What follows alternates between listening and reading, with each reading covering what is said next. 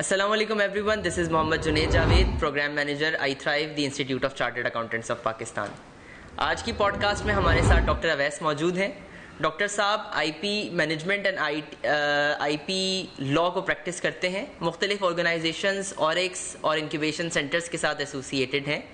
World IP management organisation के साथ इस वक्त उनके एक प्रोजेक्ट को हेड कर रहे हैं और लोगों को मुख्तलिफ इंक्यूबेशन सेंटर्स के अंदर आईपी की मेंटोरशिप भी प्रोवाइड कर रहे हैं। तो welcome to iThrive incubation centre and podcast doctor Awais. Thank you Junaid, बहुत बहुत शुक्रिया आपका इनविटेशन का। अल्हम्दुलिल्लाह आपके साथ बहुत दिन से हम प्लान कर रहे थे कि पॉडकास्ट रिकॉर्ड की जाए। फिर हमारी कुछ मसरूफियत थी, आपके साथ कुछ था मसरूफियत, तो आज हमने सोचा कि आपके साथ हम बैठे। आईपी इंटेलेक्चुअल प्रॉपर्टी मैनेजमेंट और इंटेलेक्चुअल प्रॉपर्टी लॉ, ये दो चीज़ें आप प्रैक्टिस कर रहे हैं और मुझे लगा कि स्टार्टअप्स के लिए इसके बारे में डिस्कशन होना भी बहुत ज़रूरी है। अभी हम पॉडकास्ट से पहले भी कुछ इसी चीज़ों के बारे में बात कर रहे थे। पिछले कुछ अरसे में हम देख रहे हैं कि स्टार्टअप्स की एक तेज़ी से रेवोल्यूशन आ रही है। लोग अपने बिजनेसेस के बारे में बात कर रहे हैं। यूनिवर्सिटीज़ की ऑरिक्स के अंदर अब इंक्यूबेशन सेंटर्स की एक्सटेंशन है और वहाँ पे एंटरप्रेन्योरशिप प्रैक्टिस हो रही है। तो एंटरप्रेन्योरशिप को प्रैक्टिस करते हुए आपकी क्या ऑब्जर्वेशंस हैं? आप क्या देख रहे हैं कि स्टार्टअप्स आईपी की इम्पोर्टेंस को किस तरह से देख रहे हैं और लोगों की अपनी अवेयरनेस कितनी है इन चीज़ों के बारे में, और क्या ये चीज़ इंडस्ट्री में प्रैक्टिस भी हो रही है या नहीं हो रही? Thank you Junaid. ऐसा वाकई है कि हम बहुत दिनों से प्लान कर रहे थे, हम नहीं मिल पा रहे थे, but I am thankful to your persistence as well कि आपने मुझे जाने नहीं दिया, छोड़ा नहीं आपने। Important question, pertinent question.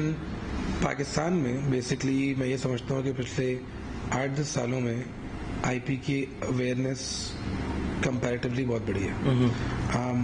मुझे याद है मैंने ज्वाइन किया था आईपी ऑर्गेनाइजेशन को, intellectual property organisation of Pakistan, back in 2006, और मैं 2009 में अपने एलएलएम के लिए जर्मनी गया था आईपी के अंदर ही। उस टाइम में 2006 से 2009 के दरमियान लोग मुझसे जब पूछते थे आके, तो वो पूछते थे कि ट्रेडमार्क क्या होता है और कैसे किया जाता है। फॉर एग्जाम्पल मैं मिसाल दे रहा हूँ, पाकिस्तान में मैं 2016 में अपनी पढ़ाई पूरी करके वापस पाकिस्तान आया, तो मुझे ऐसे नौजवान मिले जो मुझसे ही पूछा करते थे कि पेटेंट यूएस में पेटेंट कैसे फाइल होता है। So there is a huge, that was a huge evolution था वो कि एक नौजवान नहीं बल्कि एक ज्यादा उम्र का आदमी, एक मिडिल एज का आदमी मुझसे ही पूछता है कि पाकिस्तान में मुझे बिजनेस करना है, ट्रेडमार्क बताइए, नाम कैसे फाइल करता हूँ। और फिर 6-7 सालों के बाद एक यंग लड़का मुझसे पूछता है कि यार मैं इस पॉइंट पे आ चुका हूँ जहाँ पे मैं पाकिस्तानी मार्केट को देख चुका हूँ, मुझे अभी बताइए यूएस में कैसे फाइल करूंगा पेटेंट। ट्रेडमार्क नहीं, मेरी एक टेक्नोलॉजी है जो कि इनोवेटिव है, मुझे उसको दुनिया की सबसे बड़ी और सबसे अट्रैक्टिव मार्केट में प्रोटेक्ट करना है, बताइए कैसे करूँ। That was the kind of evolution that I saw when I came back to Pakistan from, let's say, 2006 to 2016, in 10 years. इसमें बड़ा हाथ आईपी ऑफिस का भी है, एचईसी का है, कि उन्होंने पुश किया इस मामले को कि जी लोग समझें, एकेडमिक इंस्टीट्यूशन में बात समझ में आए। हम अभी भी ये समझते हैं कि एकेडमिक इंस्टीट्यूशन में आईपी के ऊपर इतना फोकस नहीं, तो कम है, लेकिन कोई ये नहीं कह सकता, मैं अपने एक्सपीरियंस से आपको बता रहा हूँ, कोई ये नहीं कह सकता कि आईपी के ऊपर बात नहीं हो रही। जितनी होनी चाहिए पाकिस्तान के हुजूम के एतबार से, पाकिस्तानियों के नॉलेज के एतबार से, Pakistani universities I don't know 200-250 तो होंगी, उस एतबार से, आउटपुट के एतबार से नहीं हो रहा। बहुत 5वां क्या 50वें गियर में जाने की जरूरत है। मैं कुछ नंबर्स आपको बताता हूँ, वो आपको बताएंगे कि when it comes to innovation Pakistan कहाँ खड़ा है दुनिया में। हम बड़ी मुल्क ले लेते हैं जहाँ पर सबसे ज्यादा पेटेंट्स फाइल होते हैं, हम बात करेंगे, बताएंगे कि पेटेंट्स क्या होते हैं बाद में। तो टेक्नोलॉजी प्रोटेक्ट होती है थ्रू पेटेंट। जितने ज्यादा पेटेंट होंगे मुल्कों में, उतना ज्यादा आप कहेंगे कि जनाब ये इनोवेटिव है। एक गेज है इनोवेशन को के लेवल को समझने का मुल्कों के लिए।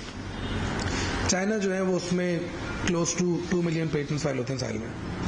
यूएस में अराउंड मिलियन होते होंगे, आगे पीछे में एग्जैक्ट नंबर्स याद नहीं हो रहे। यूरोप भी ऐसा ही नंबर होगा, 5-6 लाख का। इंडिया में क्लोज टू शायद 80-90,000 लोग। आपका गैस हो सकता है कोई पाकिस्तान का नंबर?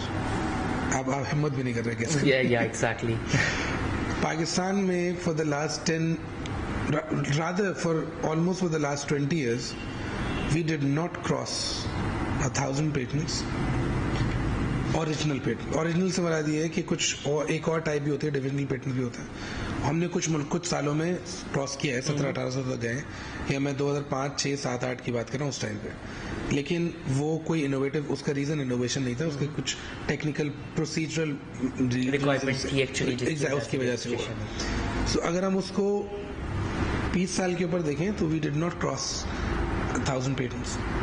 ये अवेयरनेस आ जाने के बाद की बात है, हम जबकि ये कह रहे हैं कि उसके बाद भी नहीं, फिर भी कुछ बात करने लग गए. एग्जैक्टली. तो उसके निस्बतन पहले तो नेग्लिजिबल ही शायद. एग्जैक्टली. पिछले साल की हमारी जो फाइलिंग है, आई थिंक 900 फाइलिंग से मुराद पेटेंट फाइल हुए, वो 950 होंगे शायद.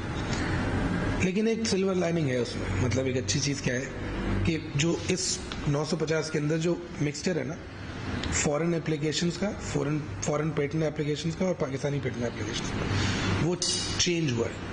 पहले 5% पाकिस्तानी एप्लीकेशंस हुआ करती थी, ये मैं अर्ली 2000 की बात कर रहा हूँ, और 95% जो थी वो फॉरेन एप्लीकेशंस थी, बाहर वाले फाइल करते थे.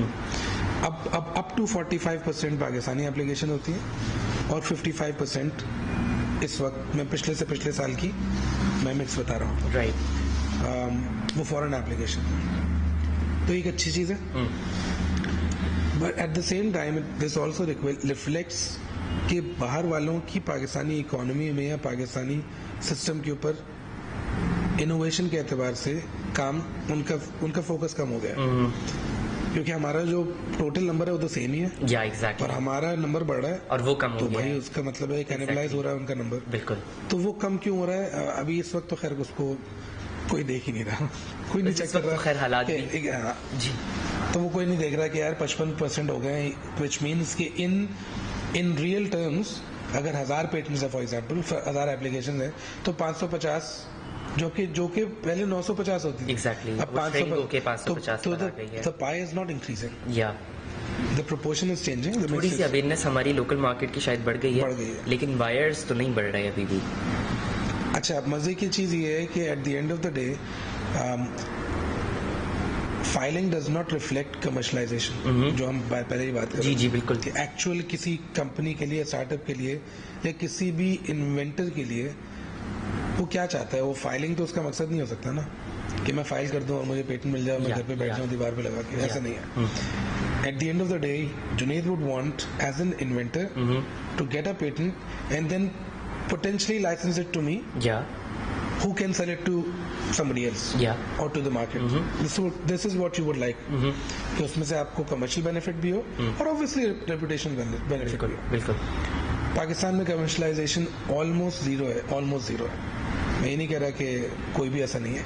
कुछ यूनिवर्सिटीज हैं वो कमर्शलाइज कर रही हैं, लाइसेंस करती हैं, बेच देती हैं या स्पिन ऑफ बना लेती हैं. तो from a Pakistani market perspective, Pakistani population perspective, and again मैं ये समझता हूँ हमारे जो ग्रेजुएट्स हैं ना, वो बहुत अच्छे हैं. मैं नहीं समझता कि वो फारिग हैं. The reason is I have seen them in Germany. Pakistani लड़के आया करते थे और वो कोशिश करते थे कि उनको यूनिवर्सिटी में स्टूडेंट जॉब मिल जाए. राइट. उनको जॉब मिल जाती थी एज ए स्टूडेंट. वो प्रॉपर प्रोजेक्ट्स पे काम कर रहे होते थे जो frontier of the knowledge technology की भी हो सकते थे, और प्रोफेसर उनको फिर छोड़ते नहीं थे. प्रोफेसर उनके पूरे 2 साल को मास्टर्स करने आते थे जी. और पूरे 2 साल के उनके मास्टर्स में उनको वो जॉब मिली रहती थी. राइट. बहुत कम ऐसा हुआ है कि किसी ने मजबूरन, होता था कि कोई और ब्लू कॉलर जॉब की हो, लेकिन mostly the students, Pakistani students, मैं बगैर मुबालगे की बात कर रहा हूँ कि most of the Pakistani students would and up in the university working for a professor on one of the projects which you could easily say it was on the frontier of technology. At the end of the day वो patents निकालेगा, वो commercialize होगा. Right. तो वहाँ मैं ये देख चुका हूँ. और यही शायद रीजन है कि नंबर ऑफ पेटेंट्स जो वहाँ रजिस्टर हो रहे हैं वो ज्यादा है, क्योंकि एक्टिवली उसके ऊपर काम हो रहा है. अच्छा, अगर बहुत नॉन टेक्निकली समझें, क्योंकि मेरे जहन में भी ये सवाल है और हमारे व्यूअर्स के भी और जो हमारे एप्लीकेंट्स हैं उनके जहन में भी बहुत नॉन टेक्निकली अगर हम समझें कि ये प्रोसेस है क्या और हाउ इम्पॉर्टेंट इट इज़, क्योंकि अब जो हमारे पास स्पेशली स्मॉल मीडियम एंटरप्राइजेस की डेवलपमेंट हो रही है या फिर हम टिपिकल स्टार्टअप वाली ज़बान में बात करें तो जो स्टार्टअप्स आ रहे हैं बिल्कुल आइडिया स्टेज के ऊपर, तो हम देख रहे हैं कि वो ज़्यादातर जो है वो टेक्नोलॉजी बेस्ड है, कुछ ना कुछ सॉफ्टवेयर्स इंट्रोड्यूस करवा रहे हैं, कुछ मोबाइल एप्लीकेशंस जैसी चीज़ें डेवलप हो रही हैं। तो क्या प्रोसेस है ये और क्यों इतना इम्पॉर्टेंट है और क्यों इसके बारे में इतनी बात करना ज़रूरी है, क्या इम्पैक्ट रखता है ये स्टार्टअप्स के लिए? तो इस चीज़ को आप नॉन टेक्निकली ज़रा समझाइए। मैं कोशिश करता हूँ टेक्निकली समझाने की। तो हम यूँ करते हैं कि हम इसको लीगल लिंगो के से को थोड़ा कम करके मैनेजमेंट की तरफ से थोड़ा सा डिस्कस करने की कोशिश करते हैं। सबसे पहली बात तो ये है कि as you mention most of startups को फोकस कर लेते हैं कि मोस्ट ऑफ द स्टार्टअप्स वो एसेट तो कोई नहीं ओन कर रही होती। वो आया एक यंग मेल और फीमेल एन इंडिविजुअल, उसके पास अब्बा का ही होगा जो भी होगा, सही है ना, उसके पास अपना नहीं है कुछ, राइट। इन मोस्ट केसेस कोई हो सकता है कि ऐसा हो जिसके पास उसके पास एसेट्स नहीं है। उसके बाद दो चीजें हैं, उसका अपना आइडिया है और वो समझता है कि मेरा आइडिया बहुत कमाल कर देगा जी, और बहुत सारे केसेस में ऐसा That's what startups have, और उसकी एक ग्रिट है, उसका एक सोच है कि यार मैं इसको I can actually sell it, सही है। ये दो चीजें वो लेकर आ रहे हैं और बाकी कुछ लेकर आ रहे हैं। ये दो चीजें मेरे नजदीक उसका बहुत इंपॉर्टेंट रिसोर्स है, उसके एसेट्स हैं, ठीक है, that's what they are bringing to the table.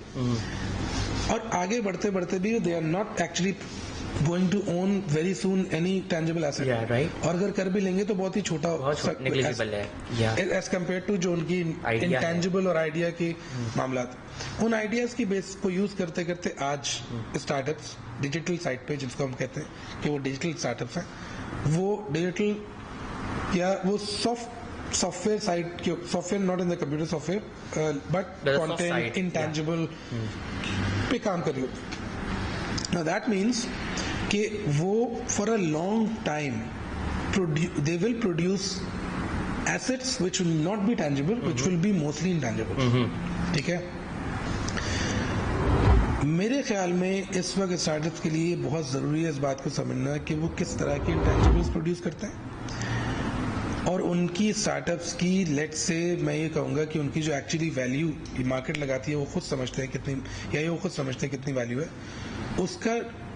in many cases 90-95% of that value comes from the intangibles that they are producing, that they are using in their business, ठीक है। ये दो चीजें बड़ी इंपॉर्टेंट है। अगर वो इसको नहीं समझते, अगर वो इसको आइडेंटिफाई नहीं कर सकते, तो वो एक बहुत बड़े वैल्यू की जहां से वैल्यू क्रिएट उसको वो आइडेंटिफाई नहीं कर पा रहे हैं, उसको वो हिडन है।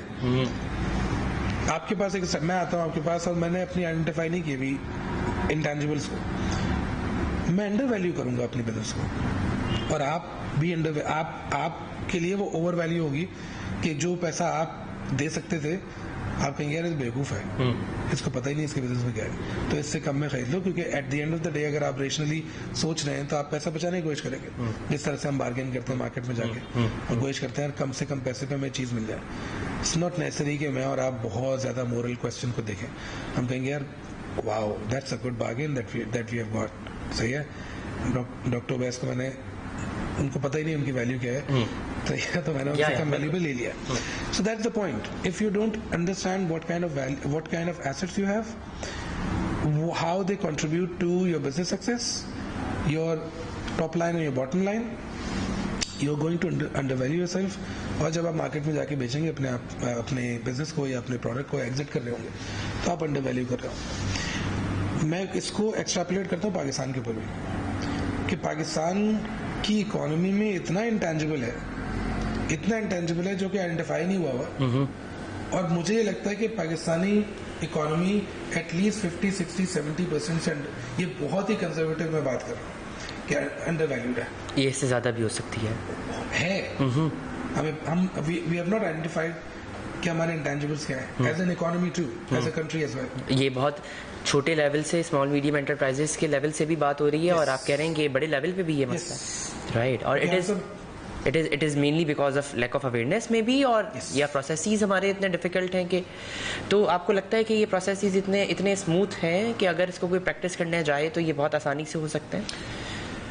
मैं ये नहीं कहूँगा इतने स्मूथ है, मैं ये ज़रूर कहूँगा कि ये बिल्कुल भी हर्डल्स नहीं है। मतलब इनका ना होना ये रीज़न नहीं बनता कि ये बहुत मुश्किल प्रोसेस है। मतलब मेरा परसेप्शन हो सकता है कि जनाब मुझे शनाख्ती कार्ड बनवाना और मेरी जान निकल जाती है, तो इस वजह से मैं बनवाऊँ ना, सही है ना? तो ये तो मेरी बेवकूफ़ी है। एग्जैक्टली। लेकिन अगर मुझे अमेरिका जाना है और मुझे किसी ने बोला यार पासपोर्ट चाहिए, और मैं बोलूँ यार नहीं यार, तो थोड़ी उस दिक्कत में पड़ के मैं बनवा एग्जैक्टली। और जब मैं बनवाने जाऊंगा तो पता चलेगा Pakistan is not that bad यार, सही है। मेरा परसेप्शन था, but things have changed. मैं जाके खड़ा हूँगा, वो मैं सुबह में गया और 10 मिनट में अगर मैं फारिग हो गया, which is true, which is basically true. हम थोड़ा सा टेंजेंट पे चलेंगे, लेकिन that's true. आईपी के साथ भी यही है, आपको तकलीफ होगी ना शुरू में, आपको पता नहीं चलेगा, आप एक दफा करा लेंगे, इतना समझ में आ जाएगा कि आप कहेंगे वैस भाई ऐसे होता है, आप जाएंगे और आप मुझे भी गाइड कर लेंगे। एग्जैक्टली। तो कहने का मतलब है पाकिस्तान में ये परसेप्शन बहुत ज्यादा है। मैं ये नहीं कह रहा ये स्मूथ है बिल्कुल, एक आप जाएंगे स्लाइड हो जाएंगे और सारी चीजें हो जाएंगी, not that will not happen. उसकी बहुत सारी रीजन है, उसमें मेरे भी कुछ मसाइल हैं एज एन एप्लीकेंट। मैं चीज़ों को जानता नहीं हूँ, मैं गलत फाइलिंग कर दूंगा। दूसरी बात ये, मेरा एक मिस्ट्रेस भी है लॉयर्स की तरफ, मतलब यार ये मिस्ट्रेस लॉयर्स से ज्यादा, सॉरी मिस्ट्रेस उससे भी ऊपर मैं वो रखता हूँ यार, ये अगर इतने कम पैसों में ऑफिशियल फी में हो रहा है तो ये लॉयर साहब मुझसे इतने पैसे क्यों ले रहे हैं? तो वो तो शायद सही फाइलिंग करने के ले रहे होंगे ना इतने पैसे। अब यहाँ पे 2 रीजन हो सकते हैं। मैं सोचूं एज ए स्टार्टअप फाउंडर कि मेरे पास इतने पैसे नहीं है कि मैं इनको दूं, तो मैं कोशिश करता हूँ समझने की कैसे होता है, मैं खुद कर लूँ, राइट। और हो सकता है 4-5-6 महीने बाद मेरे पास थोड़े इतने पैसे आ जाएं कि अगर कोई प्रॉब्लम आएगी इस प्रोसेस के अंदर तो मैं लॉयर से पूछ लूंगा, मैं पूछ लूंगा। और ये बेहतरीन तरीका है। ओके, यू अप्रिशिएट इस तरह की। ओके, मेरे लिए अगर कोई क्लाइंट आता है और वो एक लॉयर के पास आता है और उसके पास पैसे नहीं है, लेकिन उसके पास पोटेंशियल है कि वो 4 दिन में पैसे बनाएगा, तो what will I do? I will not, a smart consultant or service provider or a lawyer will not try to milk that person at that point. क्योंकि यार मैं तुम्हारे टॉप ऑफ द माइंड में रहना चाहता हूँ, तो तुम एक काम करो, मैं तुम्हें हेल्प कर दूंगा फाइल करने, राइट। लेकिन मुझे पता है कि चूंकि तुम्हारी फील्ड नहीं है तो there is a high probability कि तुम्हें मसला आएगा, और मुझे ये पता है कि अगर तुम्हें मसला आएगा तो तुम्हें मेरे पास आना पड़ेगा, आओगे, किसी और के पास नहीं जाओगे, क्योंकि मैंने अपना ट्रस्ट क्रिएट कर दिया। And that's the win win situation. ये कोई बुरी चीज नहीं है कि मैं आज आपको हेल्प कर रहा हूँ ताकि आप कल मुझे हेल्प कर सको, एंड इट्स टोटली फाइन। मैंने हेल्प गलत नहीं किया, मैंने आपको बिल्कुल सही हेल्प किया, आपको इनेबल किया, आप जाइए और आप कम पैसों में फाइलिंग कर लीजिए। हो सकता है मसला ना आए आप, राइट, आप कभी ना आए, लेकिन अगर आए तो फिर मेरे पास आएंगे, आप रेफर करेंगे किसी को।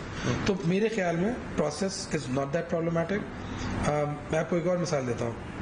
पिछले साल मैं चेक कर रहा था तो पाकिस्तान की ट्रेडमार्क की एप्लीकेशंस और almost equal to South African trademark applications, और साउथ अफ्रीका जो है वो एक वहाँ पे काफ़ी इन्वेस्टमेंट होती है, बाहर मतलब फॉरेन इन्वेस्टमेंट बहुत है। FDI पाकिस्तान में इतनी ज़्यादा नहीं है, ठीक है, बट स्टिल दैट मीन्स कि Pakistani internal system of business वो काफ़ी स्ट्रॉन्ग चलता है। तो मुझे एट दिस पॉइंट ये पता है कि 3,500 से 4,000 एप्लीकेशंस पर मंथ फाइल होती हैं पाकिस्तान में ट्रेडमार्क की। ट्रेडमार्क क्या होता है जी? बिजनेस का नाम या प्रोडक्ट का नाम। दिस इज वेरी इंटरेस्टिंग कि अगर 3,500-4,000 एप्लीकेशंस हर महीने फाइल हो रही हैं तो बहुत सारे नए बिजनेस खड़े हो रहे हैं, बहुत सारे नए प्रोडक्ट्स आ रहे हैं, बाहर से भी आ रहे हैं, पाकिस्तानी भी आ रहे हैं। लेट्स से 3,500-4,000 नए प्रोडक्ट्स नहीं आ रहे पर मंथ, लेकिन ये तो अज्यूम कर सकता हूँ मैं 1000 आ रहे होंगे, 500, 600, 800 आ रहे होंगे, which is not a bad sign. तो कहने का मतलब ये है कि उनमें से बहुत सारे ऐसे लोग भी होते हैं जो खुद से फाइलिंग कर रहे होते हैं, right. So businesses and startups should understand that they should identify the intangibles that they have और उसके बाद उस आइडेंटिफाई करने के बाद उसको कैसे यूज करना है, कैसे कमर्शलाइज करना है, ये बड़ा जरूरी है उनकी जर्नी में। राइट। अच्छा, अब हम ये देख रहे हैं कि पिछले कुछ अरसे से एंटरप्रेन्योरशिप के बारे में बात हो रही है यूनिवर्सिटीज़ के अंदर भी, और एक भी मज़ीद एक्टिव हो रहे हैं, और BICs अब एक्टिवली स्टार्टअप्स को सपोर्ट कर रहे हैं। लोगों की स्मॉल मीडियम एंटरप्राइजेस की डेवलपमेंट की अब थोड़ी सी जो प्रोसेसिंग है वो कुछ फास्ट होती हुई दिखाई दे रही है। आप क्योंकि बहुत क्लोजली इंगेज्ड हैं स्टार्टअप्स के साथ, तो आप क्या समझते हैं कि क्या स्टार्टअप्स भी IP की मैनेजमेंट और उसके लॉ की इंपॉर्टेंस को उतना ही ज़्यादा समझते हैं, और क्या उसके बारे में बात हो रही है, और क्या उसको इतना सीरियसली लिया जा रहा है? हमने जैसे अभी जर्नी पे स्टार्ट की बात की थी कि एक स्टार्टअप आता है, कोई बिजनेस आता है, वो कुछ अपने इंटेंजिबल उसकी कुछ रिसोर्सेज हैं जिसमें उसकी खुद अपना एक्सपीरियंस हो सकता है, उसका आइडिया है, वो लेके अब आगे बढ़ रहा है ऐसा ऐसा आगे बढ़ रहा है। तो उस आइडिया को एग्जीक्यूट करने के लिए अपनी नॉलेज के एतबार से, अपने एक्सपीरियंस के एतबार से, और जो उसके पास दूसरे रिसोर्सेज हैं उनको यूज करते हुए वो कुछ आउटपुट निकाल रहा है। मोस्ट ऑफ द बिजनेसेस आज के स्टार्टअप्स के साथ अगेन डिजिटल साइड पे उनके आउटपुट इंटेंजिबल्स ही हैं, इंटेंजिबल आउटपुट्स। नाउ अब दो चीजें हो सकती हैं, ये इंटेंजिबल आउटपुट जो है ये आप बेच रहे हैं मार्केट के अंदर, और आप ये सोचते हैं कि यार ये जब मैं बेचूंगा ना तो ये मशहूर होगा और इसमें लोग इसको खरीदेंगे तो मेरा नाम बनेगा, मेरा बिजनेस बड़ा होगा, ऑब्वियसली मेरा बिजनेस वैल्यूएबल हो जाएगा। तो वहां पर एग्जिट की बात आ जाती है कि जब मेरा बिजनेस वैल्यूएबल होगा और इस इंटेंजिबल की वजह से होगा, तो इस इंटेंजिबल की वैल्यू बहुत इंपॉर्टेंट है, specially at the time of exit. Right. लेकिन ड्यूरिंग दिस जर्नी, जैसे आपने बात की कि इसके दौरान भी ऐसा हो सकता है कि जुनैद का बिजनेस बहुत अच्छा चल रहा है और मैं कहता हूँ यार जुनैद का जो ई-कॉमर्स स्टोर है वो बड़ा खूबसूरत है, तो मैं काम करता हूँ उसकी जैसी वेबसाइट बनाता हूँ, राइट, उसके जैसा नाम रखता हूँ, राइट, ताकि लोगों को ये लगे कि ये जुनैद जैसा ही काम है या जुनैद वाला ही काम है। या तो जुनैद मशहूर हो चुके हैं, उनके स्टोर बहुत अच्छा चल रहा है, लोगों को उसकी एक UI UX है जो बहुत पसंद आती है लोगों को, और उसका नाम भी बहुत अच्छा सा है। Now what I will do, I will try to be either copy और remain as close as possible. तो कॉपी करने वाले कम होते हैं, एज क्लोज एज पॉसिबल रहने वाले ज्यादा होते हैं। Right, make sense. ठीक है, बिल्कुल। तो मैं कोशिश करूंगा कि मैं बहुत क्लोज रहूं ताकि लोग ये समझें मेरे जहन में चल रहा है ये कि मैं आपकी ब्रांड इक्विटी यूज कर रहा हूं और मैं लोगों को अपनी तरफ लेकर आना चाहता हूं, अपनी मेहनत से नहीं, जो आपने किया था पहले दिन से, आप अपनी मेहनत से चलते हुए आ रहे हैं। ओके, तो इट साउंड्स लाइक कि जो आपकी ब्रांड आइडेंटिटी मेंटेन हुई है उसकी सिक्योरिटी के लिए मेन सर्व करती है ये IP रजिस्ट्रेशन मेनली। एग्जिट करना तो जरा सी सामने बात है इस पॉइंट के ऊपर। हो सकता है कि आपको बिजनेस अपना बहुत पसंद आया और वो ग्रो कर रहा हो और आप आगे आने वाले कई सालों में सस्टेनेबिलिटी देख रहे हो, तो आप एग्जिट ना करना चाह रहे हो, तो वो तो शायद दूसरा स्टेज है। तो मेनली ड्यूरिंग द बिजनेस तो मेन चीज आपकी ब्रांड आइडेंटिटी की सिक्योरिटी है जो कि IP आपको प्रोवाइड कर रही है। राइट, बिल्कुल ऐसे ही है। राइट, बिल्कुल ऐसे ही है। और अगर आप उसको इस दौरान सीरियस नहीं लेते और आप उसको प्रोटेक्ट नहीं करते तो obviously eight the end of the day आपके एग्जिट पे फर्क पड़ेगा। बिल्कुल बिल्कुल ऐसी है। क्योंकि अगर आपने उसको छोड़ दिया और वो एग्जिस्ट कर रहा है सिमिलर बिजनेस और आपके बहुत सारे कस्टमर्स वहां जा रहे हैं और वो ऐसा ऐसा बड़ा हो रहा है, तो आपका आखिर में जो इन्वेस्टर होगा वो आपसे कहेगा वो भी उसी बिजनेस की एग्जैक्टली वो उसी तरफ अट्रैक्ट होगा। बिल्कुल, वो कहेगा कंपटीशन भी तो है तुम्हारा। जी, हालांकि वो कंपटीशन नहीं था, कॉपी किया है, ये क्या who cares, लेकिन तो वो उसके बाद कहेगा यार दैट मींस कि you are not serious about your intangibles, you are not serious about your IP। बिल्कुल। तो यस, IP एसेट्स इन IP कहाँ आती है इंटेंजिबल में, कि आप क्या करते हैं कि इंटेंजिबल्स चूंकि उनको आइडेंटिफाई करना ज्यादा मुश्किल है as compare to something tangible. हम जिस सोफे पे बैठे हैं टैंजिबल है, आप बता सकते हैं यहाँ से शुरू हुआ, यहाँ खत्म हुआ, और जहाँ ये आपका सोफा है मेरा सोफा है, तो यू कैन एक्चुअली आइडेंटिफाई कर सकते हैं। इंटेंजिबल्स का मसला, दो मसले आते हैं इसलिए इंटेंजिबल्स के। एक तो उनकी बाउंड्री डिफाइन करना मुश्किल होता है। बिल्कुल, ठीक है, कहाँ से शुरू हो रहा है कहाँ खत्म हो रहा है, और चूंकि उनकी बाउंड्री डिफाइन करना मुश्किल है तो फिर ये भी डिफाइन करना मुश्किल होता है कि कोई ओनर, एक तो ओनर कौन है और जो भी ओनर है वो कितना इंटेंजिबल ओन करता है। चूंकि बाउंड्री डिफाइन करना मुश्किल है, इसलिए उसके कॉन्टूर्स कि कितना ओनर की आइडेंटिफिकेशन भी मुश्किल है। एग्जैक्टली।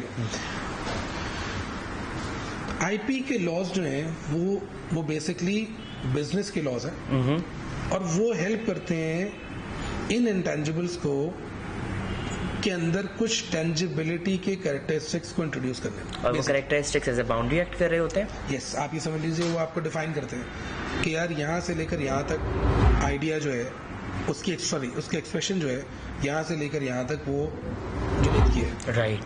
और अब जुनैद इसको जो भी जुनैद के इस एक्सप्रेशन को, इस टेंजिबल को यूज करेगा विदाउट परमिशन जुनैद की, वो लायबल होगा अंडर द लॉ कि वो उसको जुनैद उसके खिलाफ एक्शन ले सकता है। राइट। मुख्तलिफ जो भी मुख्तलिफ किस्म के एक्शन है। So this is what the IP laws do.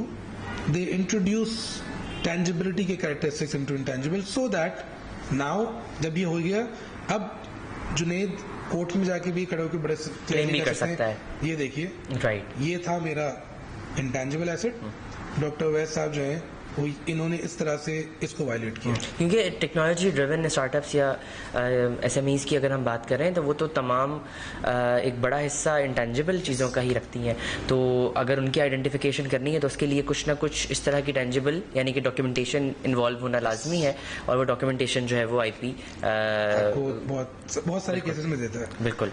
मैं इसको भी एक चीज जो आपने जो अभी पॉइंट बोला ना, इससे मुझे एक चीज याद आ गई कि मैं ये कहता हूँ कि आज की इकोनॉमी में मोस्टली बिजनेस IP बिजनेसेस है। मतलब मैं सॉफ्टवेयर बिजनेसेस जो काम कर रहे हैं, सॉफ्टवेयर बिजनेसेस, कंटेंट डिजिटल वाले, मैं ये कहता हूँ कि जनाब आप अपने आप को डिजिटल बिजनेस क्यों कहते हो? You an IP business. इधर आपके प्रोडक्ट के कोर पे IP बैठा हुआ है। मतलब मैं मिसाल दे देता हूँ, मैं आपका स्टोर आपसे चुरा लूं somehow, या ठीक है, मैं आपकी जो मैंने पहले मिसाल दी उसे कंटिन्यू कर लेता हूं। मैंने आपका स्टोर की लेआउट कॉपी कर लिया और मेरे जेब में बड़ा पैसा है और मैंने इतना पैसा डाला कि अब मैं रैंक में आपके ऊपर आ गया, ठीक है, मेरे फॉलोअर्स बढ़ गए, सब कुछ हो गया, फला हो गया, अला हो गया, और IP नहीं है।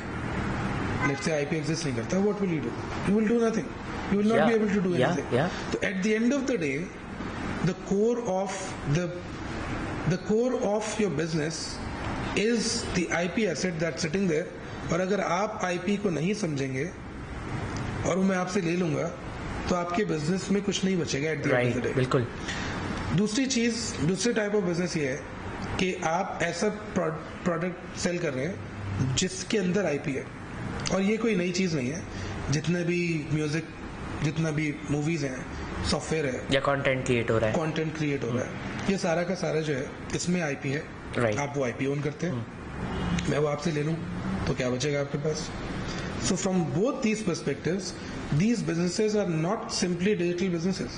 They are IP businesses actually, right? तो मैं ये कहता हूँ भाई अपने आप को चेंज करो। ये लगता भी जरा अच्छा है यार, to be very honest, अच्छा लगता है, ये बोलना अच्छा लगता है। हम IP business है, राइट। हाँ, ये बिकता भी है। It's इवैल्यूएट करने में भी कंपैरेटिवली आसान बात है। It's a currency, that terminology, but that also puts a burden on you कि आपको पता हो कि आप IP कंपनी क्यों है। ऐसा नहीं है कि मैं जगह जगह जाके नहीं, दैट्स द रीजन हम जो अवेयरनेस की भी बात कर रहे हैं, जो हमने शुरू में भी की, तो वो अवेयरनेस बेसिकली यही काम करी होगी कि अगर अपने आप को IP बिजनेस कह रहे हैं तो पता तो हो कि क्यों IP बिजनेस क्या है। Right. Thank you so much doctor साहब, काफ़ी चीज़ें आपने यहाँ पर क्लियर की, लेकिन एक दो कुछ चीज़ें हैं जो अभी भी मेरे जहन में, और आई फील लाइक के व्यूअर्स भी सोच रहे होंगे इसके बारे में। हम जहाँ पे ये बात कर रहे हैं IP मैनेजमेंट की और उसकी रजिस्ट्रेशन की, तो कितनी टाइप्स होती हैं और क्या प्रोसेस होता है, ये किस किस कैटेगरीज के अंदर आपका क्या क्या प्रॉपर्टी, जिन हम इंटेंजिबल एसेट्स की बात कर रहे हैं, वो किन किन जगहों पे आ सकते हैं, और इनका प्रोसेसेस क्या होते हैं, किस तरह से ये काम हो रहा होता है, इसके बारे में आप बताइएगा। जैसे हमने अभी तो हमने एस्टैब्लिश कर लिया कि startups are basically intangibles, right, assets के बारे में, राइट। तो विच ऑल्सो मीन्स के बहुत सारे डिफरेंट इंटेंजिबल्स होंगे। IP बेसिकली उन डिफरेंट इंटेंजिबल्स के अंदर, जैसे हमने बात की, टेंजिबिलिटी के कैरेक्टरिस्टिक्स को ऐड करने का नाम है। Different types of IP laws protect different types of intangibles. Right. Yeah, different types of IP laws confer confer tangibility to different types of intangible assets. ठीक है? फॉर एग्जाम्पल आपके business अगर है कोई भी बिजनेस है आपका, ई कॉमर्स बिजनेस, ठीक है, अब आप उसमें मुख्तलिफ चीजें कर रहे होंगे, आप नाम रखेंगे, आपका स्टोर होगा, आपके कुछ थीम होगी, उसकी कुछ डिजाइन होंगे। एग्जैक्टली। आईपी के जो लॉज हैं वो बेसिकली बहुत ही स्पेसिफिक टाइप्स ऑफ इंटेंजिबल्स को प्रोटेक्ट कर रहे होते हैं। नाम आपके बिजनेस का, आपके प्रोडक्ट्स का, आप यूनिक डिस्टिंक्टिव नाम, उसको प्रोटेक्ट करने के लिए, उसको रजिस्टर करने के लिए, उसको आईपी में कन्वर्ट करने के लिए ट्रेडमार्क लॉ होता है। राइट, ठीक है।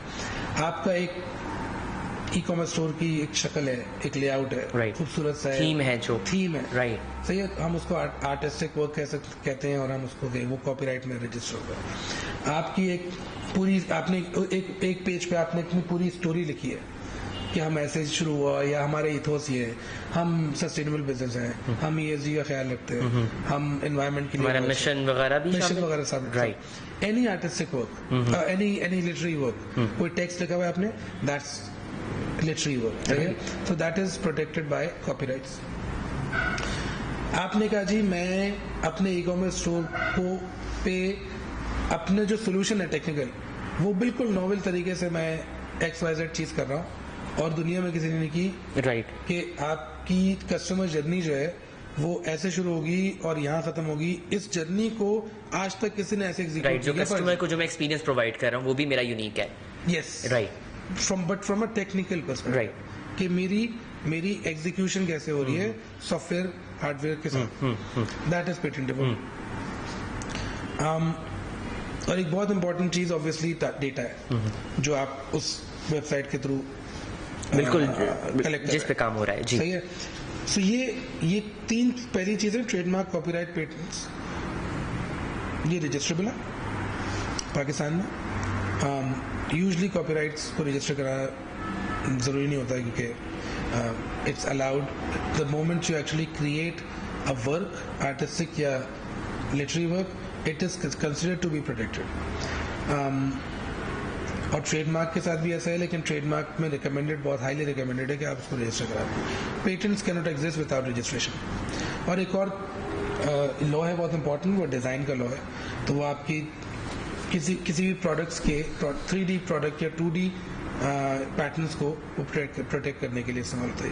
ये माइक है, इस माइक का अगर कोई ऐसा पार्ट है जो कि टेक्निकल वजह से वो उसका डिजाइन ऐसा नहीं है, एस्थेटिक वजह से ऐसा डिजाइन है, राइट, तो वो डिजाइन। कुछ दिन पहले मैं कुछ दिन पहले मैं सोशल मीडिया पे पेपर पेन का आईपी देख रहा का ट्रेडमार्क इसको कहेंगे हम, रजिस्ट्रेशन का, वो देख रहा था डिजाइन के, वो इस तरह का था और वो 18th सेंचुरी में कहीं पे रजिस्टर हुआ था।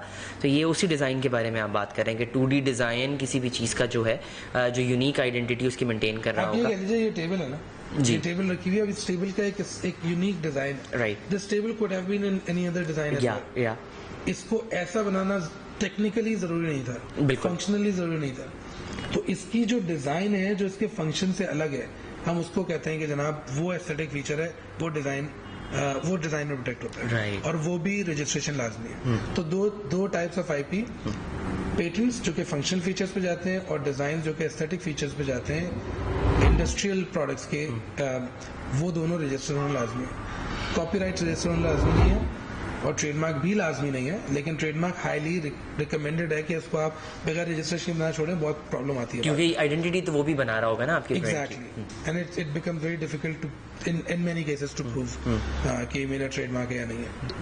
अच्छा, एक बड़ी इंपॉर्टेंट चीज, डेटा, क्योंकि हम अब जितना तेजी से टेक्नोलॉजी में इवॉल्व कर रहे हैं, अब आहिस्ता आहिस्ता ये ओपन AI और जगहों पे भी डेटा की इन्वॉल्वमेंट बहुत ज़्यादा दिखाई दे रही है। तो डेटा का क्या प्रोसेस है, क्योंकि डेटा की अगर रजिस्ट्रेशन में करवाऊंगा तो बीइंग डेटा होल्डर मैं तो बहुत इनसिक्योर होऊंगा रजिस्ट्रेशन करवाने के लिए भी। तो क्या डेटा की भी रजिस्ट्रेशन हो रही होती है? नहीं, बिल्कुल सही पॉइंट आप कह रहे हैं, डेटा की रजिस्ट्रेशन नहीं है कोई, क्योंकि डेटा तो आपको सीक्रेट रखना चाहते हैं, आप रिवील नहीं करना चाहते, और आप कर भी बहुत सारे केसेस तो कर भी नहीं सकते। अच्छा, तो अपेरेंटली तो इट साउंड्स लाइक कि इधर वे ये इनसिक्योरिटी ही है कि मैं रजिस्टर करवाऊंगा तो मुझे आपसे इनसिक्योरिटी, और ना करवाऊं तब भी है। तो फिर इसका क्या प्रोसेस है? तो बेसिकली डेटा जो है वो हम इसको जनरल कर लेते हैं थोड़ा सा, कि बिजनेस के जो सीक्रेट्स हैं उसके लिए एक अलग लॉ होता है जो कि ट्रेड सीक्रेट का लॉ हो सकता है. कॉमन लॉ के भी कुछ ऐसे प्रिंसिपल्स हैं जिसके तहत आप उसको प्रोटेक्ट कर सकते हैं. पाकिस्तान में बड़े मजे की चीज ये हुई कि पाकिस्तान में लोग ये समझते हैं कि ट्रेड सीक्रेट्स का लॉ नहीं है, लेकिन है. मसला ये है कि वो छुपा हुआ है एक और लॉ के अंदर. अच्छा. वो ट्रेडमार्क लॉ के अंदर छुपा हुआ है. ओके. आई थिंक सेक्शन 67 है. उसके अंदर ट्रेड सीक्रेट्स की प्रोटेक्शन की आपकी प्रोविजन मौजूद है. तो डेटा यूजली आईपी के एतबार से ट्रेड सीक्रेट्स के लॉस के तहत होता है. अब आपको पता है डेटा प्रोटेक्शन लॉस भी आ गए हैं, तमाम चीजें, तो वो एक डिफरेंट रेगुलेशन भी मौजूद है जो कि डेटा की प्रोटेक्शन के लिए मौजूद है. एक इम्पॉर्टेंट चीज आईपी मैनेजमेंट के पर्सपेक्टिव से, जैसे मैंने कहा कि बहुत सारे इंटेंजिबल्स आईपी के लॉ प्रोटेक्ट नहीं कर सकते, लेकिन आपके लिए वैल्यूएबल है जी. फॉर एग्जाम्पल, आपके ह्यूमन रिसोर्स और उसका नो हाउ आप उसके जहन से निकाल के उसको रजिस्ट्रेशन की तरफ नहीं लेके जा सकते, लेकिन उसकी नो हाउ बहुत इंपॉर्टेंट है आपके लिए. इसी तरह से आपके ह्यूमन रिसोर्स का कोई ये नॉलेज होना कि आपके बिजनेस प्रोसेसेस क्या है, आपकी यूनिक प्रोपोजिशन कैसे एग्जीक्यूट करते हैं, आप अपने यूएसपी को एग्जीक्यूट कैसे करते हैं, आपका कॉम्पिटिटिव एडवांटेज एग्जीक्यूट कैसे होता है. Because at the end of the day business nothing but a collection of very smart people. A successful business and a failed business is a collection of not so smart people at that time. How do you make sure कि आपका वो intangible protect हो? Usually आप उसको contract से through करते हैं. Okay, right. You know, जो आप सिर्फ अपने एम्प्लॉयज के साथ के अलावा भी जहाँ पे आप कोलैबोरेशंस कर रहे हैं, पार्टनरशिप कर रहे हैं, तो वो मेनली इस वजह से हो रही होती हैं. तो मैं कहता हूँ कि जब when it comes to IP management, 3 तरीकों से किसी भी बिजनेस को, कोई भी बिजनेस इन 3 तरीकों को कर ले तो वो काफी सारा आईपी मैनेजमेंट सही कर रहा है, या इंटेंजिबल मैनेजमेंट सही कर रहा है. वो अपने इंटेंजिबल्स को आइडेंटिफाई करके रजिस्टर कराए, और आइडेंटिफाई हो जो प्रोटेक्ट रजिस्ट्रेशन से नहीं हो सकते, उनके लिए बहुत रोबस्ट किस्म का एक मैकेनिज्म बनाए कि वो रिवील ना हो, डिस्क्लोज ना हो. दूसरा बहुत इंपॉर्टेंट बात यह है कि अपने कॉन्ट्रैक्ट्स को बहुत ही वाटर टाइट रखें, ठीक है, फ्रॉम एन इंटेंजिबल पर्सपेक्टिव. तीसरी बहुत इंपॉर्टेंट बात यह है कि बिजनेसेस चाहे जितने बड़े हों जितने छोटे हों, अपने आईपी मैनेजमेंट के लिए एक बजट मुख्तस करते हैं. क्योंकि अक्सर ऐसा होता है कि लोग ये कहते हैं कि जनाब ये हम बाद में करेंगे, जैसे आप भी फॉर ग्रांटेड ले रहे हैं. मैंने शुरू में भी ये बात करी कि हम बहुत फॉर ग्रांटेड ले रहे होते थे, हमें लगता था ये सानवी सी हैसियत रखता है, बाद में भी किया जा सकता है. तो जब आप बिजनेस में मुख्तलिफ चीजों के बजट रख सकते हैं तो आप इसको भी कर सकते हैं. बहुत ज्यादा ना करें, ग्रेजुअली जैसे जैसे बिजनेस बढ़ता रहे और आपको भी लगता रहे कि ये इंपॉर्टेंट हो रहा है, तो आप देखिए. आईपी मैनेजमेंट इसलिए इंपॉर्टेंट है क्योंकि आईपी मैनेजमेंट आपको ये बताती है कि किस वक्त क्या चीज करनी है, या मैनेजमेंट इसलिए इंपॉर्टेंट है कि आपको बताती है जनरली किस वक्त क्या चीज करनी है, किस वक्त क्या चीज नहीं करनी. मैनेजमेंट क्या है, मैं डेफिनेशन बनी जाता है, लेकिन it's an art. How to smartly manage your resources to maximise your profit, या जो भी आप उसको कहेंगे at the end of the day. तो IP management, intangible management is not different from a general management concept. It tells you what you should be doing or not be doing at a certain point of time, given whatever your resources are, time, money, human resource. उन सब के साथ उनको सामने रखते हुए आप क्या डिसाइड करेंगे कि मुझे इस पॉइंट पे क्या करना है. बिल्कुल. If you don't look at your intangibles from a management perspective, you will not. ये मेरा कंसर्न ये है, और मैंने ये देखा है, और आप भी इस जर्नी से गुजर चुके हैं. आपने भी ये देखा होगा कि कुछ ऐसे फैसले जो उस पर करने चाहिए हम शायद नहीं कर पाते क्योंकि हम उसको मैनेजमेंट के पर्सपेक्टिव से नहीं देख रहे. हम कह रहे हैं यार लॉयर होगा, कानूनी मसला है, मुश्किल बात है ये, चलेगा ये कहाँ होता है, इसको बाद में देख लेंगे. इसको बाद में फिर करते करते बंदा कहता है यार बहुत डिले हो जाता है. हाँ यार बर्गर खा लेता हूँ 3000 रुपए. और फिर वो बाद में रियलाइज हो रहा होता है कि अगर ये उस टाइम पे हमने कर लिया होता तो शायद हम सेफ साइड के ऊपर खड़े हुए होते. अच्छा, कुछ चीजें आपने बहुत अच्छी यहाँ पे बताई, जैसे आपने कहा कि अगर कोई ऐसा इंटेंजिबल एसेट्स बेस्ड स्टार्टअप है जो कि कुछ कंटेंट क्रिएट कर रहा है या कुछ वीडियोस जनरेट कर रहा है या म्यूजिक बना रहा है, यहाँ पे एक चीज़ जहन में मेरे आ रही है, क्या जो डेटा है क्या उसकी भी रजिस्ट्रेशन होती है? क्योंकि डेटा के बारे में बीइंग अ डेटा होल्डर मैं तो बहुत इनसिक्योर रहूँगा रजिस्ट्रेशन करवाने के लिए भी, और अगर ना करवा रहा हूँ तब भी. तो क्या डेटा की भी कोई रजिस्ट्रेशन हो रही होती है? इसको यूँ कह लीजिए कि आईपी मैनेजमेंट करना कोई मुश्किल काम नहीं है, सही है। सबसे पहले तो माइंडसेट आपका कि मैं अपने बिजनेस को इंटेंजिबल के पर्सपेक्टिव से देखना शुरू कर दूं। अपना पॉइंट ऑफ व्यू पहले तो चेंज करने की जरूरत है। चेंज करने की जरूरत है कि मेरा बिजनेस इंटेंजिबल्स पे खड़ा हुआ है, और चूंकि मेरा बिजनेस, मेरा जो कॉम्पिटिटिव एडवांटेज है वो मेरी टेबल कुर्सी से नहीं आ रहा, मेरे उन्हीं इंटेंजिबल से आ रहा है। मेरे पास फैक्ट्री तो है नहीं कोई, मेरे पास ये चीजें नहीं है। मेरे पास क्या है, मेरे पास मैं खुद हूँ, या ह्यूमन रिसोर्स है, 2-3 और लोग हैं, इंटेंजिबल्स है, आइडिया है, और उसको मैंने कैसे कन्वर्ट किया एज ए सोल्यूशन में वो है, फिर मेरी स्किल्स हैं, सारी चीजें। तो बेसिकली मेरा बिजनेस बहुत सारे इंटेंजिबल्स पे खड़ा हुआ है। राइट। ये आपका माइंडसेट आपको चेंज करना है सबसे पहले। दूसरी चीज, once you start thinking like this, आप ये देखें कि मेरे बिजनेस के अपने ऑब्जेक्टिव्स क्या हैं, और मैं उस जर्नी में जो मेरे ऑब्जेक्टिव्स को अचीव करना है, उस जर्नी में आईपी या इंटेंजिबल्स को मैं कैसे मैनेज करूंगा। ये जर्नी इंटेंजिबल से ही मैनेज होगी और आईपी से ही मैनेज होगी। जब आपने ये सोच लिया, पहले दिन से आप भले फर्स्ट डे से आप आइडेंटिफाई करना शुरू करें कि आपके बिजनेस के इंटेंजिबल्स क्या हैं। आप लिखें उनको कि ये इंटेंजिबल है। जुनेद की मेरे बिजनेस में XYZ चीज की नो हाउ मेरा इंटेंजिबल एसेट है। Goodwill as well. हाँ, गुडविल को हम एक बड़ा डब्बा समझते हैं यूजुअली।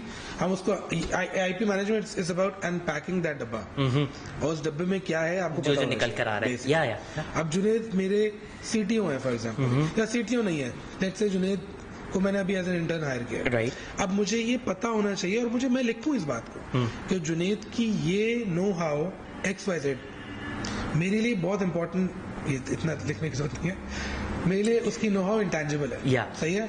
या मेरे पास फला सब्सक्रिप्शन है जो मैंने पैसे दिए और साल भर के लिए मेरे पास मौजूद है, ये इंटेंजिबल है। मैंने अभी YouTube की वीडियो है, मैंने उसमें एक गाना बनाया है, बच्चों की कंटेंट है, एडटेक का मैं चैनल चलाता हूँ, तो मेरे पास 6 वीडियोस मौजूद हैं जिसमें मैंने 6 गाने डाले हैं। इसमें मेरे 8 कैरेक्टर्स हैं, और पीछे मेरा ये मेरा एनवायरनमेंट है, ये माहौल है, ये सब इंटेंजिबल्स है। मैं क्यों इनको आइडेंटिफाई ना करूं। इमेजिन आपका एक एडटेक चैनल है, उसमें 2 कैरेक्टर्स हैं, और वो बहुत मशहूर हो जाता है, आप क्या वीडियो तो गिराएंगे? आप बाहर लाएंगे उनको, बिल्कुल ऐसा ही, आप उनको इस्तेमाल करेंगे, बेचेंगे, आप उनके उसकी मर्चेंडाइजिंग करेंगे, बिल्कुल ऐसा ही। So that's how when you start thinking from an intangible perspective, you start thinking, oh, this is a new revolution. तो ये जो लिस्टिंग आप बता रहे हैं, ये तमाम लिस्टिंग स्टार्टअप्स खुद करें सारी, अभी बिल्कुल इनिशियल स्टेज के ऊपर? ओके, बिल्कुल कर सकते हैं, उन्हें करनी चाहिए। जो स्टार्टअप्स ऐसी हैं, बहुत सारे ऐसे भी स्टार्टअप्स हैं जो कि बहुत सीजन मैच्योर एक्सपीरियंस लोग चला रहे होते हैं, जो कि शुरू से यही काम कर रहे हैं जी, वो उनको इतना मसला नहीं होता। तो they should also be hiring people who actually, should also hiring तो नहीं कहना चाहिए, but if they need, they should not hesitate from talking to people who have a knowledge of this, who can help them, guide भी सही लफ्ज़ नहीं, who can help them in thinking in those terms, जहाँ पर वो business और IP या intangible की मामलात को। and being a IP professional person, आप इस चीज को भी अप्रिशिएट करते हैं कि ये सारा काम स्टार्टअप्स खुद से कर रहे हैं? Yes, okay. मैं कहता हूँ करना चाहिए। आपने भी एक बात की थी कि आईपी की टेक्निकल नॉलेज होनी चाहिए। जी बिल्कुल, और मैं ये कहता हूँ बहुत ज्यादा जरूरत नहीं है, लेकिन जितना आपका बिजनेस है उतने आपको नॉलेज होनी चाहिए। जितना बिजनेस मशहूर होता जाए उतनी तो पता चलता रहे ना कि ये अब चीजें बनती जा रही हैं। और वो जो टेक्निकल नॉलेज वाली आपने बात की थी, अब मैं उसको इस तरफ लेके जा रहा हूँ कि आईपी का पता हो या ना हो, इसेंशियली मतलब एक टेक्निकल नॉलेज हो, सही है, लेकिन आपको ही पता है आपके बिजनेस में इंटेंजिबल्स क्या है। मैं क्या कर सकता हूँ, मैं आपके पास आगे कह सकता हूँ, जुनेद साहब देखिए बात ये कैटेगरीज ऑफ इंटेंजिबल्स हैं जो आपके बिजनेस में बनाए होंगे, लेकिन स्पेसिफिक इंटेंजिबल एसेट कौन सा है वो आप जानते हैं। मैं आपको ये कह सकता हूँ कि आपकी एडटेक के अंदर वीडियोस आप कहेंगे हाँ है। अब मैं आपसे पूछूंगा कि उन वीडियोस में कोई कैरेक्टर्स हैं, अब आपका बल्ब जलेगा, आप कहेंगे हाँ यार कैरेक्टर्स हैं, और शायद अगले साउंड्स हैं या म्यूजिक्स हैं। एग्जैक्टली, मैं यही बोलने वाला था, अगला सवाल मुझे करने की जरूरत नहीं होगी, फिर वो मैं खुद एग्जैक्टली, या that's what it is, you are right. Sound है, म्यूजिक है, जो पीछे सारा एनवायरनमेंट है, ठीक है ना, ये सारा डिजिटल, जहाँ ये लोग शायद ये डिजिटल एसेट भी कहलाते हैं, सही है जी जी, एसेट्स हम कह रहे होते हैं इनको, बिल्कुल ये कंटेंट वाले इसको एसेट्स बोलते हैं जी, ऐसा ही है। So can we term them intangible assets? हमेशा ना करें। जब दो टेक्निकल और क्या इसकी हम लिस्टिंग भी कर सकते हैं? तो आप यही बात बेसिकली कह रहे हैं कि इन तमाम चीज़ों की लिस्टिंग एक्चुअली इसी तरह से होनी चाहिए, बीइंग अ स्टार्टअप पर्सन। आपको एक, हम तो बैठे आई कैप में ना, ऑडिटर क्या करता है? ऑडिटर जब ऑडिट पे जाता है तो यही करता है ना, वो सारी चीज़ों को आइडेंटिफाई करके उनको बताने की कोशिश करता है कि क्या हुआ, क्या नहीं हुआ, क्या हुआ, क्या नहीं हुआ। Actually, this is actually called IP audit. सही है। तो IP audit करना एक चीज हो गई। आपने आइडेंटिफाई किए सारे इंटेंजिबल्स, और इसमें कोई शर्माने की जरूरत नहीं है। कोई आपको इस पे प्लस माइनस और ग्रेड नहीं और स्टार नहीं मिलेगा कि आप ये सोचो कि यार मैं ये इंटेंजिबल लिख दूंगा तो गलती तो नहीं करूंगा, कैरेक्टर या म्यूजिक या साउंड को लिख दूंगा, या जस्ट डू इट, या ये आपका एसेट है एक्चुअली। क्योंकि पहला स्टेप है, ये ब्रेनस्टॉर्मिंग हो रही है। अब आगे बढ़े, और जुनैद ने कहा इनमें से इंपॉर्टेंट इंटेंजिबल्स ये है, सबसे इंपॉर्टेंट ये है, ये 5 स्टार इंटेंजिबल है, right. ये सबसे कम इंपॉर्टेंट है, ये बिल्कुल नहीं है, ये पड़ा हुआ है मेरे पास, ठीक है। Once you have identified this कि कौन से इंपॉर्टेंट है कौन से नहीं है, देन यू स्टार्ट थिंकिंग, जो मैंने बात की थी 3-4 तरीकों से, क्या मैं इसको रजिस्टर करा सकता हूँ? अगर नहीं करा सकता और इतना इंपॉर्टेंट टेंजिबल एसेट है तो कैसे मैं इसको सीक्रेट रखूंगा? मुझे कॉन्ट्रैक्ट्स करने पड़ेंगे बहुत स्पेसिफिकली अपने एम्प्लॉइज के साथ कि ये वाले एसेट को बिल्कुल भी बाहर, राइट। और कौन सा इसमें से एसेट इस तरह का है जो कि डेटा की हैसियत रखता है और उसको मैं share, right. So this helps you in actually not only identifying but also prioritizing, because you're a startup, you don't have a lot of resources, so you prioritize कि मुझे आज क्या करना है। अगर आज आपके पास पैसे नहीं और आप समझते हैं कि मुझे कुछ रजिस्टर करना है, लेकिन मैं उस वक्त तक जब तुम मेरे पास पैसे नहीं आते मैं उसको सीक्रेट रख सकता हूँ, प्लीज डू दैट, राइट। और ये तभी होगा जब खुद से रियलाइजेशन हुई भी होगी, कैटेगराइज किया हुआ होगा। एग्जैक्टली, ये हो गया। So now you have a good understanding of आपके इंटेंजिबल एसेट्स क्या हैं और इम्पोर्टेंट कौन से। एम्प्लॉय ट्रेनिंग, तो जो माइंडसेट वाली मैंने बात की थी, जो फाउंडर की है, वो माइंडसेट पर पुश करना है आपको अपने एम्प्लॉयज के साथ, जैसे जैसे चीजें आगे बढ़ती रहेंगी। कि मेरे जो एम्प्लॉयज ऑन बोर्ड हो रहे हैं, मुझे उनको समझाना है कि this is an IP business, हम इंटेंजिबल्स पे खड़े हुए हैं, अगर हम इंटेंजिबल्स को सही से इस्तेमाल नहीं करेंगे तो हमारी प्रॉफिटेबिलिटी पे असर पड़ेगा, और साथ साथ कोई चोरी करके ले जाएगा तो हम कुछ नहीं कर सकते। राइट। तो आप ये कह रहे हैं कि जो अवेयरनेस की बात है ऑर्गेनाइजेशनल लेवल के ऊपर भी होनी चाहिए। भले स्टार्टअप 10-15 लोगों की एक टीम बन गई है और वो लोग कुछ कंटेंट क्रिएट कर रहे हैं और इंटेंजिबल तमाम एसेट्स हैं, तो उन एसेट्स की अवेयरनेस उसकी ऑर्गेनाइजेशन के एम्प्लॉयज और जो साथ में काम करने वाले हैं उनको भी होनी चाहिए। एक मिसाल आपको देता हूँ बहुत छोटी सी। आपका एक सॉफ्टवेयर हाउस है और आपने एक सॉफ्टवेयर प्रोडक्ट बनाया हुआ है, You need to make sure, और इसमें कुछ शर्माने की बात नहीं, you need to make sure that your employee does not run away with your source code. Right. It's as simple as that. और it is very common, ये हो भी सकता है, and it's very easy. उसको ये समझाने की बात है, देखो बात ये है कि ये मैं आईपी कंपनी हूँ, मैं इस पे खड़ा हूँ, मुझे अगर तुम ये लेके जाओगे तो I'll come after you, और मैं आपको छोड़ूंगा नहीं। बिल्कुल। और ये कॉन्ट्रैक्ट में लिखा हुआ है, ये इट मीन्स समथिंग, और इस पे लीगल एक्शंस क्या हो सकते हैं, ये चीज भी क्लियर होनी चाहिए। ये क्लियर होनी चाहिए, right. तो उसको आप और ये सिर्फ उसके लिए नहीं है, ये एज अ को फाउंडर आपको भी पता हो कि मैं अगर अपनी ई कॉमर्स स्टोर पे मैं किसी और का कंटेंट डालता हूं तो मेरे साथ क्या होगा। If you start respecting that, if you start having that thought, you can hope कि आपके एटीट्यूड से, आपकी थिंकिंग से आपके लोग कल्चर डेवलप लग जाएगा इस चीज का। राइट। तो ये चौथी चीज हो गई। वैल्यूएशन की आपने बात की थी, you can not value something that you can not identify. तो पहली चीज तो अवेयरनेस एंड आइडेंटिफिकेशन है। As simple as that. So you have to identify your intangibles in order to evaluate them. अगर आपके पास पोर्टफोलियो ऑफ इंटेंजिबल एसेट्स है, it's very useful exit के वक्त, it's very useful loan raise करते वक्त। पाकिस्तान में इतना नहीं है कोलेटरल के, फंड्स लेते हुए में भी, फंड्स लेते, वैल्यूएशन की हम जहाँ पे भी बात करें, जहाँ पे आपको जरूरत पड़ रही है वैल्यू। हमने भी बात की कि स्टार्टअप्स को चाहिए लॉजिकली सोचें, अपने माइंडसेट को चेंज करें। They are actually a business which is standing on intangibles, they should think of themselves as IP business. 1 second, business के ऑब्जेक्टिव्स को अलाइन किया जाए आईपी की प्रैक्टिसेस के साथ, इंटेंजिबल मैनेजमेंट की प्रैक्टिस के साथ। थर्ड, आईपी ऑडिट की प्रॉपर प्रैक्टिस बनाई जाए, सिंपल खुद से करें, एक्सेल शीट पे कर लें, पेपर पे लिख के कर लें, और ऑनलाइन जाएंगे तो बहुत सारे और टेम्पलेट्स मिल जाते हैं, मुझसे ही पूछ सकते हैं। आईपी ऑडिट किया, प्रायोरिटाइज किया, आपके कौन से इंटेंजिबल्स इंपॉर्टेंट हैं, उसके बाद तो नहीं कहना चाहिए, सब चीजें साथ साथ ही चल रही।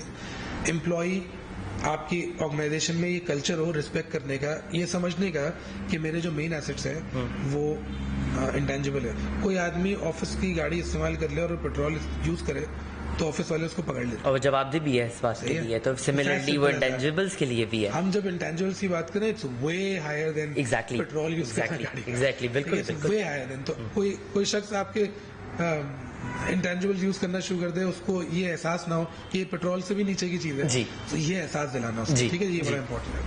और वैल्यूएशन आप आइडेंटिफाई करेंगे तो इवेंचुअली आप इवेल्युएट करेंगे, और ये करना बड़ा जरूरी है क्योंकि आपको पोर्टफोलियो डेवलप करना है एज ए स्टार्टअप। मैं ये समझता हूँ अच्छी स्टार्टअप पहले दिन से वैल्यूएशन को प्रॉपर कर सकती है, अपनी इंपॉर्टेंस को पहले दिन से वो समझ सकती है कि मैं क्या राइट, अगर उसने ये प्रॉपर लिस्टिंग की हुई है और की है। Thank you so much doctor Awais. बहुत सारी इस तरह की चीज़ें थी जो कि मेरी बहुत ज़्यादा क्लियर हुई हैं और यकीनन हमारे व्यूअर्स की भी क्लियर हुई होंगी। बहुत इंपॉर्टेंट टॉपिक है, मुझे हमेशा से लगता था कि इसके बारे में बात होनी चाहिए, इसी वजह से आपके साथ कई दिन से हम फॉलो अप पे थे। मुझे लग रहा था कि हम और चीज़ों पर बात कर रहे हैं, इसके ऊपर भी होनी चाहिए, लेकिन आज रियलाइज़ हुआ कि ये जितना हमने सोचा था उससे कहीं ज़्यादा इंपॉर्टेंट टॉपिक है। आपके टाइम का बहुत शुक्रिया, आई कैप आने का बहुत शुक्रिया, और होपिंग फॉर गुड कि हम मज़ीद आगे आपके साथ इस तरह के और सेशंस कर रहे होंगे, आप हमारे स्टार्टअप्स को भी इसमें हेल्प कर रहे होंगे। Thank you so much doctor Awais, आज आप हमारे पास इंक्यूबेशन सेंटर में आए, आपके साथ बहुत ज़्यादा अच्छी टेक्निकल नॉलेज शेयरिंग हुई और बहुत इंपॉर्टेंट टॉपिक था। मुझे बहुत दिन से इसके ऊपर बात करने का ख्याल था, आपके साथ हम फॉलोअप पे भी इसीलिए थे, काफ़ी दिन से हम चाह रहे थे कि इसके ऊपर बात हो। आपके वक्त का बहुत शुक्रिया और इस नॉलेज शेयरिंग का बहुत शुक्रिया। तमाम व्यूअर्स का भी बहुत शुक्रिया। हमारे पॉडकास्ट रिकॉर्डिंग्स को आप हमारे social media handles Instagram, Facebook और यूट्यूब के ऊपर फॉलो कर सकते हैं। यूट्यूब चैनल के ऊपर हमारी पॉडकास्ट की वीकली एपिसोड आप देख सकते हैं। तमाम डिटेल्स के लिए I thrive incubation centre, I cap head office Karachi को आप विजिट कर सकते हैं, या फिर हमारे कॉन्टैक्ट नंबर के ऊपर आप हमसे कॉन्टैक्ट करके डिटेल्स ले सकते हैं। Thank you so much.